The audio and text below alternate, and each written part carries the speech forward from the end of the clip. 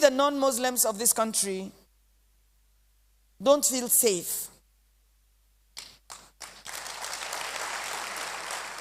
I think it was Martin Luther King Jr. who said that for evil to go on, good men will be quiet. And what they are trying to do in this country is to get us to be quiet by intimidation, by different things. But I can't keep quiet. I have tried to keep quiet. I can't keep quiet. I was crying in my sleep, literal tears this night. I slept maybe at 3 o'clock today. I thought I read something in the afternoon that bothered me all day. And I thought I had silenced it, but it won't go away. And at night, I just found myself crying. I want Mr. President to see this, because my address is to the president again. My address is to Mr. President. That number one, Nigeria is not an Islamic country. Nigeria is not an Islamic country. Nigeria is a secular state. Nigeria is a secular state. Nigeria is a secular state. It's not an Islamic country. Nigeria has never been and will not be. It will not be in the name of Jesus Christ. There are Muslims in Nigeria. There are Christians in Nigeria. There are Buddhist animists in Nigeria. Nigeria belongs to all of us. And not one religion will be highlighted or preferred or lifted up above the others. And I know we live in a nation of impunity where leaders do what they want because they know we will not say anything. They know we will take it. And so they will keep doing it. But as long as some of us are here, as long as God allows us to be alive, because it is God who keeps, we will keep speaking. I am still disturbed at the silence of Mr. President over this mayhem, over this evil that has overtaken our country. I am disturbed. I can't hold my peace. What is this? That a people can go to a community and wreak havoc. Or as we are sitting here in church, in this AC, feeling good, praising Jesus and all, there are some people being kidnapped in the bush right now. There are some people being raped by Fulani herdsmen and by bandits or whatever you call them. Whoever it is that it has invaded our country is the sole responsibility of Mr. President to control that. Now, I don't care what anybody says, because I know that there are people who will argue and say it's not the president's fault or anything. But to the best of my knowledge, everything that happens on this campus is my responsibility. Everything that happens in this family worship center grounds, in this church, in this ministry, is my responsibility. If it is good, I give it to the people. If it is bad, I carry it. It's my responsibility. Everything that happens in this nation is Mr. President. What surprised me, sir, is you have not said anything. You don't say anything. The only time you speak is when iPod does something. But when the other ones do things, we don't hear anything. The particular story I'm going to read this morning is not, I've not verified it, but it is exactly what happened to somebody in this church. Exactly. In fact, the one in this church, maybe not as worse, because you can't quantify, you can't grade them. But I'll tell you the little difference between what happened to that person and what I'm about to read. And it's not the first one, it's not the second one. This one just happened to have come to me yesterday, and it gripped my heart, and it reminded me of the other ones that I know of. The other ones that I can say, this is... So this person articulated it so well, and it broke my heart. This happened to a Muslim woman, but this is a long story, and I'm going to read it. So this woman came from somewhere, maybe America, or London, or from somewhere outside this country. She's a Nigerian with her husband, Muslim, committed Muslim people. I have tried to hold myself, I can't. So she writes, it took me a long time of reflection to put this piece together. First, let me thank my husband for the emotional support, the counseling, and for his belief in the creator of heaven and earth, which we call God or Allah. The journey began in Auchi. We traveled to Akure on Monday, stayed with my husband's relations in the outskirts of this ancient town. In the evening on Monday, we visited the palace for dinner. My husband being a close friend to the son of the king.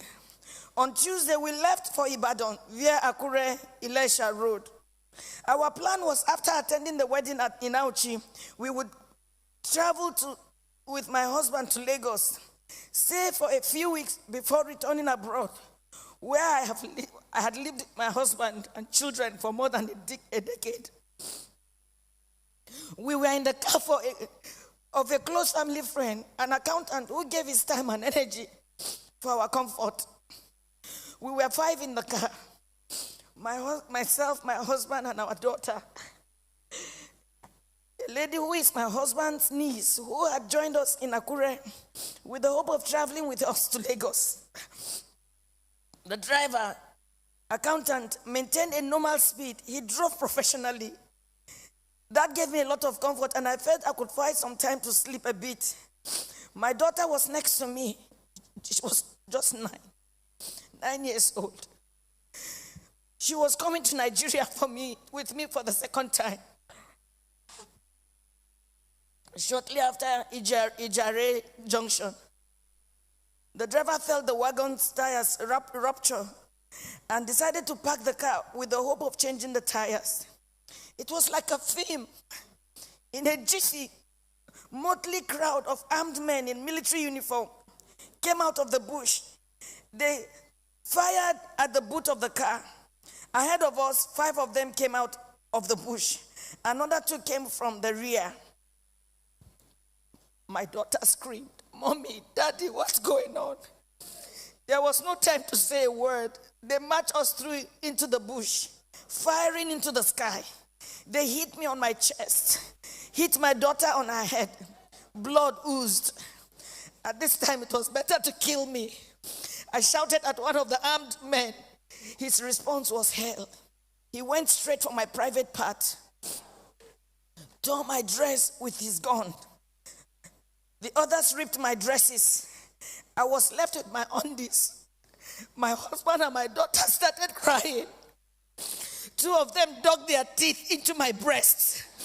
While attending a secondary school in Adamawa, I had lived with some Fulani, so I understood a few Fulani words. I started pleading, at least for my daughter. To my shock, at gunpoint, they removed the dress of my little girl. One of them carried her on his head as my baby struggled, shouting, "Daddy, Mommy, what's going on? Help me." I could not help myself. We marched for 9 hours. I was half naked. My daughter was totally naked. Her tears was like a stream of blood on her cheeks. Our phones had been seized. We ended up in an ungoverned region in the thick of the forest. We met a well-organized group. There were some kidnapped victims. I saw 2 women, 2 ladies and 3 men. There were some people with their legs chained to trees. They were as if half dead. We were separated. I was separated from my husband. My daughter was taken away. I only heard her screaming intermittently. I did not know what they were doing to her. These men, now about 2 dozen, had a full kitchen. They had a huge camp and a traditional medical team. How can they say they don't know where these people are? How can they say that? But the camps appeared isolated from each other. We heard noises afar, indicating it might be nuclear settlements of camps.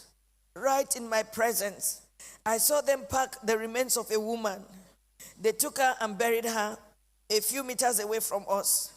She had tribal marks. I cannot describe the agony of 6 days in captivity in this little piece. I cannot talk about how they asked my husband to choose between myself being raped or his daughter being raped. My husband broke down in uncontrollable tears. One of them hit him saying, "Yoruba bastard, you dey cry, idiot." They now gave him an option that he should be raped by one homosexual among them. My husband, a devout Muslim. My husband is a devout Muslim. He told them that homosexual and rape of any kind was against Islam. They hit him with the butt of AK-47. What do you know about Islam? You can imagine you are being asked to choose between being raped by a homosexual, your daughter just 9 years old, or your wife being raped. They gave the fourth option. If you fail to choose one, we would rape your daughter, rape you, the man, and rape me, the wife. I made myself the sacrificial lamb. My husband begged, saying they should name any price. One of them asked him to bend down. 3 beastly criminals sat on his back, jumping until he was too weak to stand.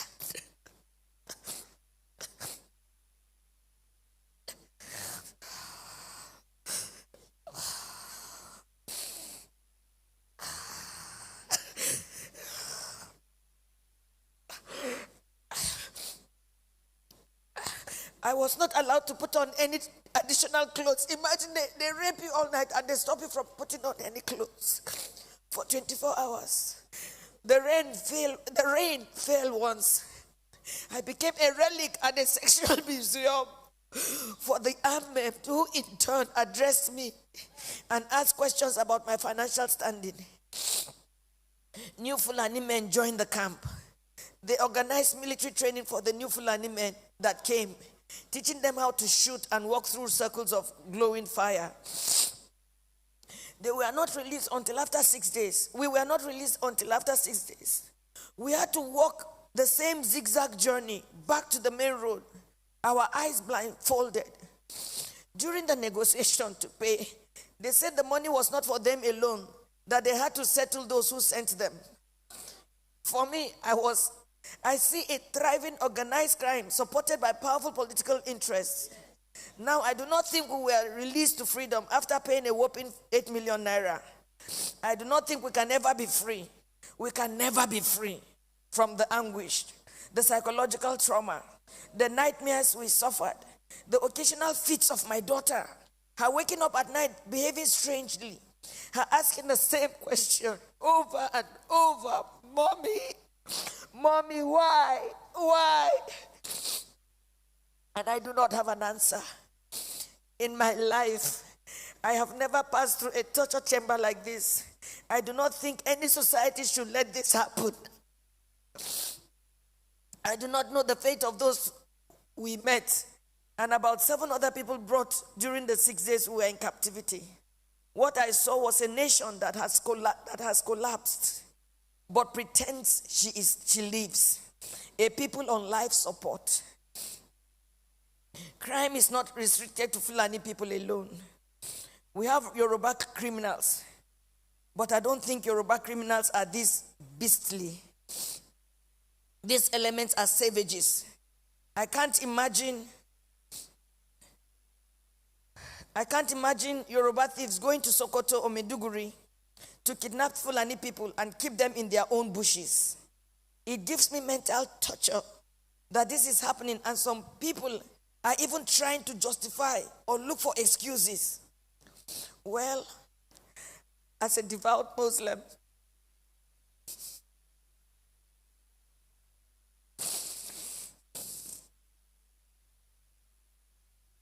myself and my family have taken solace in Allah. Not the Nigerian police, not the army, not the government. We have taken our faith the way it came. This is supposed to be fate. I thank God that we successfully returned to where we live, thousands of miles from Nigeria. We thank God that we have made a vow. Never shall me any of my children or husband in our lifetime visit Nigeria again. Our remains, anytime we die, will also not be buried in Nigeria. It was a suggestion my daughter made, which we all adopted. I pity the country. I pity her people who continuously walk like the living dead. I pity those who parade themselves as leaders because they know nothing about what is going on and the abyss the country is sunk already. I pity Yoruba people. Oh, I pity you. I pity my people.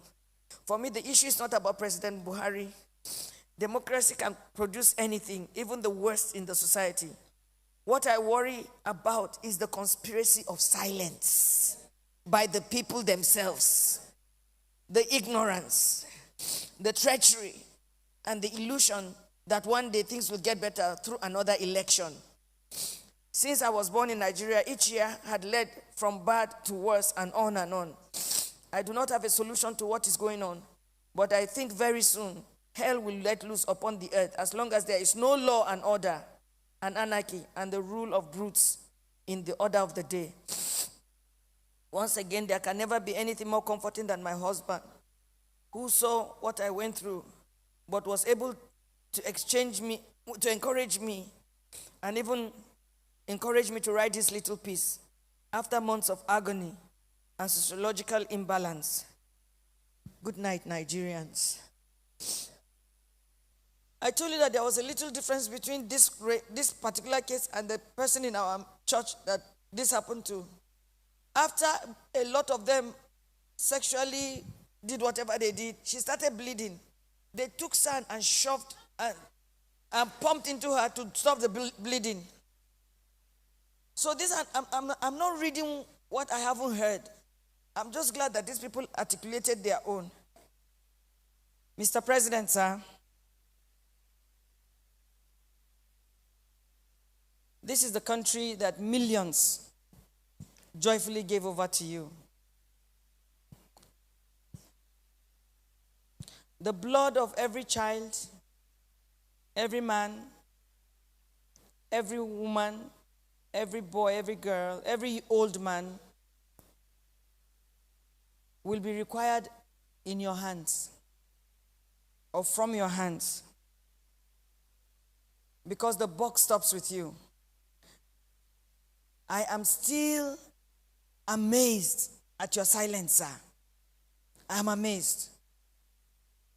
I'm amazed at how iPod can quickly be stopped. And this goes on, and I have never heard your voice saying this is wrong, let it stop. Sir, kada ka ci amanan mutane. Allah ba a zalumin kowa bane. Abinda kowa ya shuka shi ma zai girba.